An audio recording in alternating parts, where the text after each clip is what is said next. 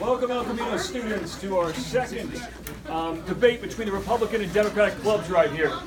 The format today has been changed. Instead of questions made by the Republican Democrats, this is going to be similar to a town hall style, which means that individuals in the audience can submit their questions to the individual that they choose. You have been handed out a piece of white paper. You do not need to submit a question, but if you wish to, give it to Shannon or Morgan or Mr. Court, please do so. We will not be able to answer all your questions. The questions will be directed at certain individuals, such as Mr. Lopez or Ms. Desra. All right, at this point, we're going to shut down and not allow anybody else in here because of numbers. Understood, CBS? Good. Answer is no when they want to come in. All right, so our bouncers at the door, I would ask you to be quiet while presentation is going on. If you wish to leave, of course, please do so, but don't step in front of those who are discussing it. They're going to give us a 30-second to minute rundown of their side. The issue, of course, is abortion. The idea right here that they're talking about is when do the legal rights of the fetus or baby apply? The idea of legal rights has to do with, is it at the moment of birth or at conception? And that area of grayness in between. That will be the area of discussion, and both individuals have a different perspective of this. I would understand that there are people in here that have different perspectives as well. And as one person, one of my favorite authors says, that issues like this are always good when they're actually in our own heart. We fight in ourselves about what is right and what is wrong. And the issue of abortion has always been an issue that no one's ever 100% and never changed. People often see different things in their life, and it makes them go one direction or another. So please do not boo, do not clap for anyone. Just please quietly watch and think about your own perspective on the issue while these lovely people present it. All right, Mr. Mario, go ahead and present the side for pro-life. All right, so my name's Mario Lopez, as some of you may know and some of you may not know. The reason why I'm pro-life is because I believe that the moment of conception, it's been scientifically proven that you have the same genetic makeup from the moment you die to the moment of conception. The only difference is time. Just like an adolescent is not an adult is not an adolescent, but they still have the same genetic makeup, they're still human. So I believe that pro-life stands for life. That doesn't mean just stands for the, it's only for the baby, it's also for the mother. So I believe in pro-life because I feel it's not right to just kill people. That's my stance.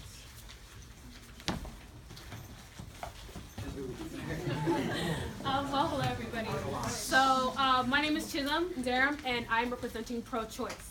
So first of all, I'd like to start off with what exactly pro-choice is.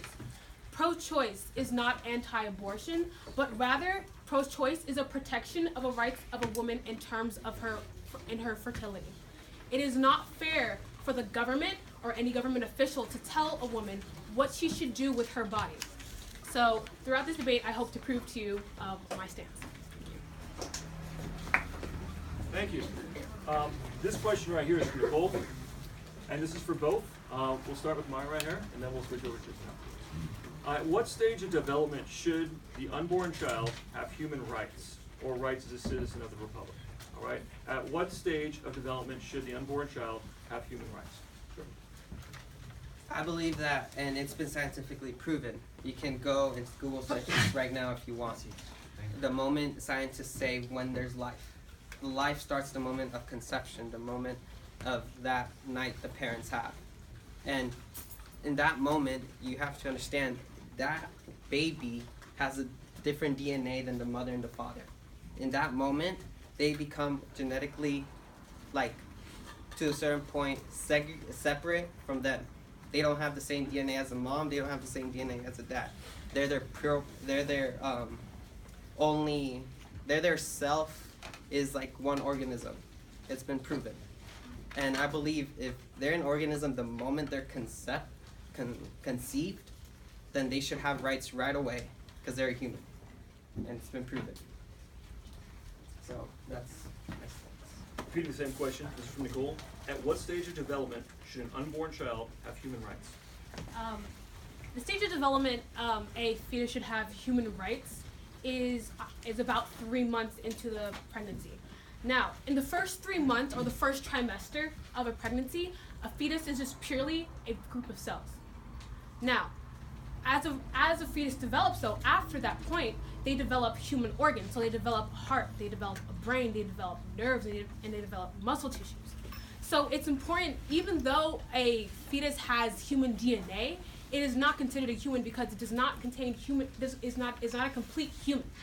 Also, oh no, that's it. This one question is from Angela. This is to Mr. Lopez. How do you feel about a rape case abortion?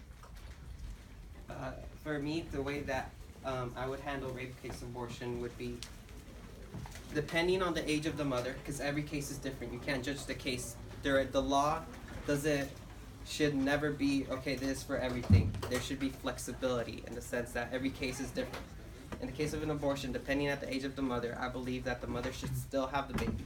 The reason is because at the end of the day, that baby also had no fault. Just like the mother had no fault.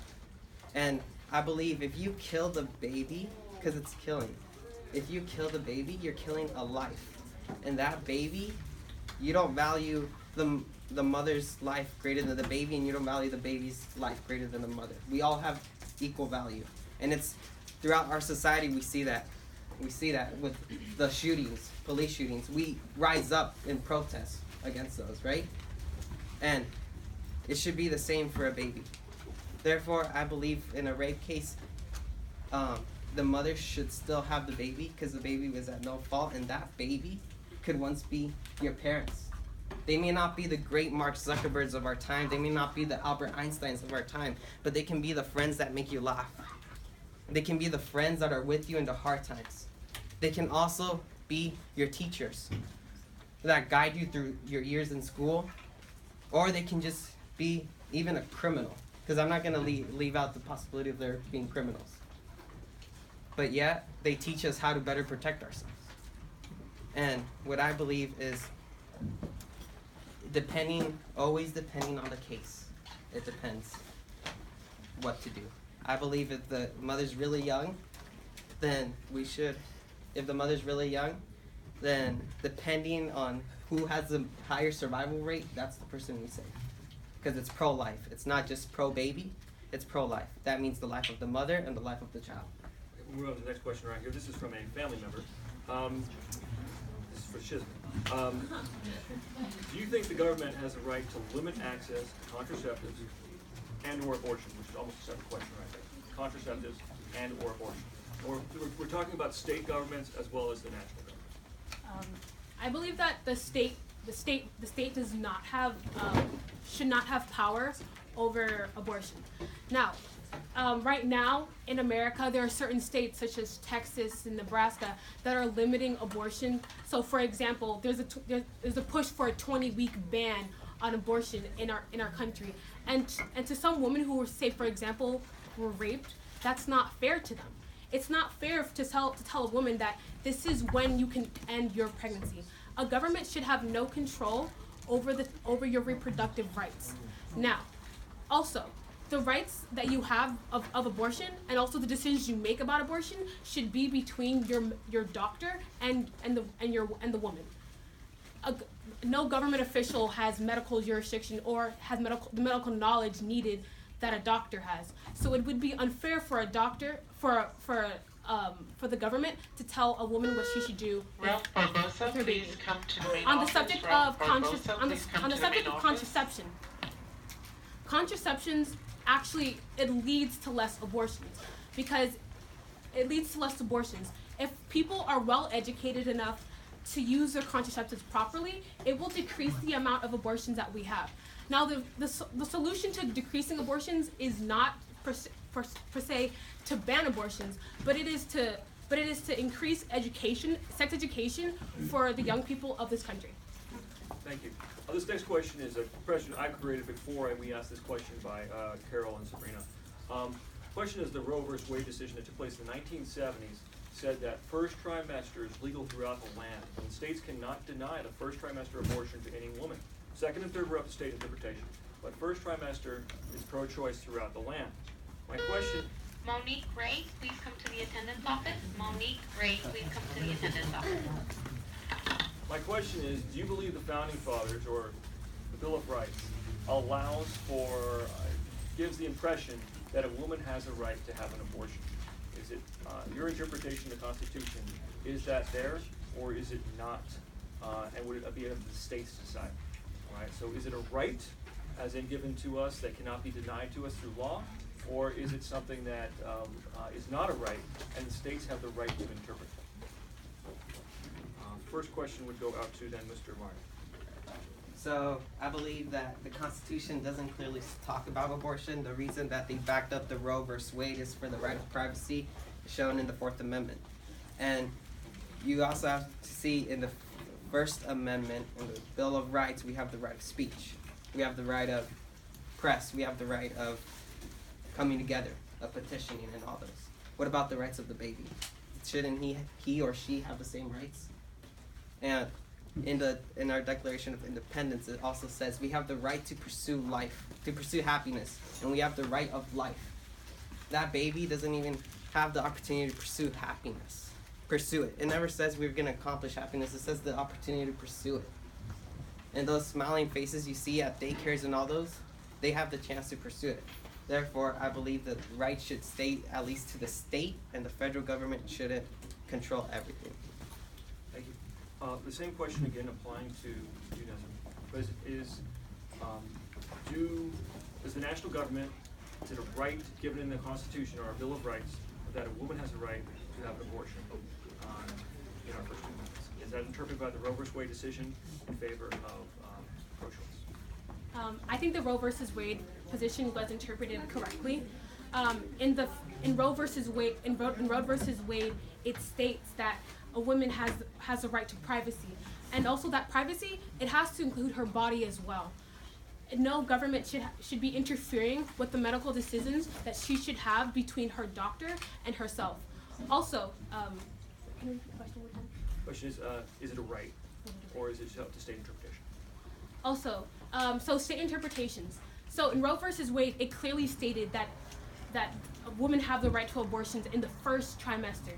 However, and also in other court cases such as Planned Parenthood versus Casey, it states that states have the right to restrict abortions in the second and third trimester, and that's not including the first trimester. So in Planned Parenthood versus Casey, it states that state regulations cannot cause undue burdens to a woman and her fetus. So, as through state restrictions, I believe that the second and third trimester, it should go to state rights. But however, the first right, which was the Supreme Court decision, Roe versus Wade, it approved it for the first trimester. So, yes. This question coming up. This is from Carol and Sabrina. Do you think that pro-life states are going to outnumber pro-choice states with Trump's future presidency as a Republican controlling the executive branch, the Senate controlled by the Republican Party, the House of Representatives controlled by the Republican Party, and future nominations to the Supreme Court controlled by the Republican Party? Will that change public laws and views on abortion? Question going to Mara.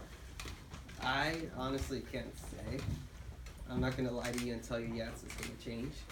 But I believe there's a great possibility that happening as the Republicans are taking over of the central government. So I believe there's a great possibility, but there's really no yes or no answer to that. So I really can't say. Question. In the third congressional debate between Donald Trump and Hillary Clinton, Donald Trump did state that he would appoint pro-life officials in the Supreme Court. So I believe that abortion would probably, even though the narrative of abortion would probably change to more of a pro-life, because it is, at least in California, it is it's heavily advertised for a pro-choice perspective. But however, if Trump does appoint pro-life officials in the Supreme Court and pro-life officials in, say, the Senate or Congress, I believe that there's going to be some type of shift towards pro-life. But I don't necessarily, it is very hard to say that the numbers will exactly change, but I think that there's going to be more media coverage, at least, for pro-life positions. This next question is from Shannon, and this is to Marit. In countries where abortion is illegal, many women die as a consequence of illegal abortions. If abortion was made illegal in more countries, then more women would die. Is this a valid argument in making abortion illegal? Why or why not?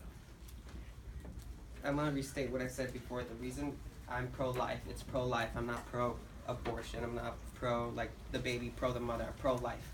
So, if I had the power over this country, or as Republicans, what I would do is save the one who can be saved the most. That whether that means the child or the baby, because at the end of the day, one might lose. So I would stand by the mother in those cases if there's like a real chance that she's gonna die and the baby won't survive. So that's my stance on it, and I believe that illegal abortions, depending on every case, it's always different.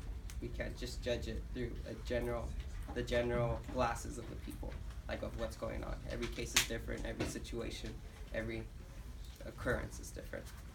This question is for Chisholm. Thank you.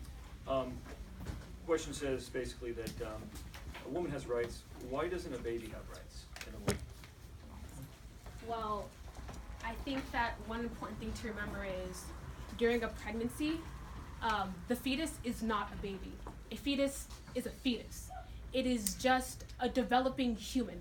But at that point in time, the idea of a baby is, at least in our society, a baby is something that's been born, that is out of the womb. So personally, I think that it's not. Wait, sorry. Can you repeat the question? When does the baby have rights? When does the baby have rights? Why doesn't have the fetus baby have rights? Well, the fetus doesn't have rights because the fetus shouldn't have rights because the rights of the woman trump the rights of a fetus. It's not fair to give the rights to a fetus, give full rights to a fetus who's not even a full human or even a baby, the rights over a woman. A woman is a full-fledged being of society who contributes to it, and it's not fair for someone to put the life of a fetus, something that's not even real yet, above a woman's. Same question for First, you said that it's a developing human, the fetus. Am I correct? You said that. She said it's a developing human. It's still human. Though it's developing, it's human. We're developing right now into adults, and we're human. And the mother, I believe no person should have the right to control anybody else. Just like back in the day, the slave masters had rights to control the slaves, I believe against that. The reason is, the baby inside the mom is separate from the mom. It might be in her body, but it's not part of her body. Just like you're in your parents' home. Your parents are the breadwinners of the house, right? So therefore, they act like the mom, right? They control, it's their house, whatever they do, but they still don't have the right to kill you. Though it may be their house, they don't have the right to kill you. And it's the same thing with the baby. We're always developing. We're always growing. We're always changing. And that baby in the stomach is the same thing. Or not in the stomach, but in the uterus. It's the same thing. It's developing, it's growing, it's changing. And just like you wouldn't leave a newborn baby out on the street after the hospital, it needs to depend on people. It depends on the mother, it depends on the father. But if you were to kill that baby after its birth, you would be arrested, right? So, why not with the mother? Because it's always depends on the circumstance, but abortion should be the last choice in any situation. And the baby is still alive. Right now, I only have questions for Mr. Mario left. All right, I've got questions submitted for Chisholm, so I'll be focusing on him. It is not my intent to show favoritism. It is simply an issue of submission of questions. All right. If anybody wants to submit questions for Chisholm, various Democrats and Republicans will collect them and turn them in to me. This is for Mr. Lopez. What do you think the penalty should be for women who seek out an abortion, or for doctors who perform an abortion? Right now, if it's made illegal, being made illegal, abortion is death. Scientifically proven, you're taking life. So it should be the same cost as whether you're taking life right now. If I were to take someone's life, or someone were to take somebody else's life, it should be the same punishment. This question was for you, but I'm going to change it over to yourself. Are there any rights given to the child while in the mother at all? And we're talking about second and third trimester rights. Is there a variance of rights right there, or is it only when the child is born? I believe that rights should be given to children in the second and third trimester. However, in case of medical emergencies, say for example, a woman is suffering from hemorrhage bleeding, or she has a placenta disorder, she should not be forced to carry to term that baby. In the second and third trimester, it should be up to the right of the woman and the medical professional. If a woman has to die in order to give birth to something that might die in itself and also kill her, it doesn't make any sense. And if you want to consider that a fetus is a human or a person, that means two people are dead. So who would you rather have? Would you rather have the mother, or would you rather have a fetus alive? This question for both parties, so we have to answer this one. Probably the last question before our conclusion. This is from Anthony. Would you ever consider the option of giving the baby fetus up for adoption in a rape situation? Oh yeah, that baby though. Some may argue that adoption is not always the answer because they could go to bad homes and all that, but you still give the baby a chance. You give that baby the opportunity to become someone in life. You let that baby be your friend. You let that baby be maybe even your parents, or that baby be a uncle that can be there, or even just friends. And I believe that baby should for sure be given for adoption if he's not or she's not wanted. He has life, and life should be valued. I believe that in terms of rape, it really just depends on the woman. If a woman is not financially or emotionally equipped with dealing with a pregnancy and also giving that baby up for adoption, she should not be forced to adopt. Abortion is a choice and it's an option, but also adoption is as well, and it's up to the woman to make that choice for herself. Thank you. Last part is be a 30-second closing. Last things you want to tell your audience before that maybe you haven't gotten to through the questions, and that will be the end of it. Mario, let's start out. So, since the decision of Roe vs. Wade, more than 53 million abortions have occurred. That's more than 53 million lives that could have impacted you.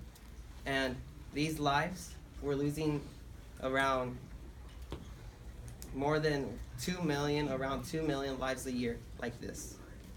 And that baby has the same value you have, because once you were a fetus, once you were there depending on your mother to feed you, to take care of you while in that belly.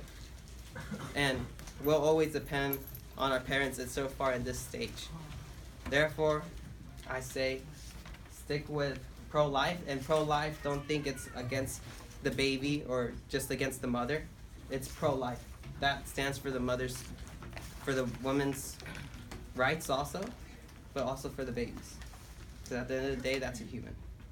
And humans, we value them. Thank you. As pro-choice, as I stated before, it is important to consider the woman's rights. It's not fair to a woman to have to give her life up, to sacrifice things she's not ready to sacrifice for a fetus that possibly has the potential for life, but at the same time, it is a fetus. You brought up abortions. 53 million abortions happened since Roe versus Wade overturned. But let's talk about the number of illegal abortions that occurred. The amount of illegal abortions that women are faced with because of these restrictions put on by the government. The number of illegal abortions that happen due to illegal abortions because state governments are imposing strict guidelines on what a woman should say. Like, for example, 24-hour wait periods, parental consent. These are just ways that undermine what a woman is feeling and undermine a woman's self-worth. And that should never happen. It's not fair for someone who gives life. It's not fair for someone who gives life that telling someone to keep that life. It is unfair to that woman to do that. So that's why I believe that pro-choice should be left.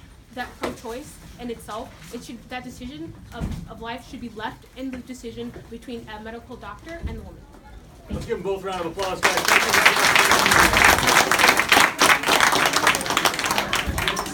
Thank you.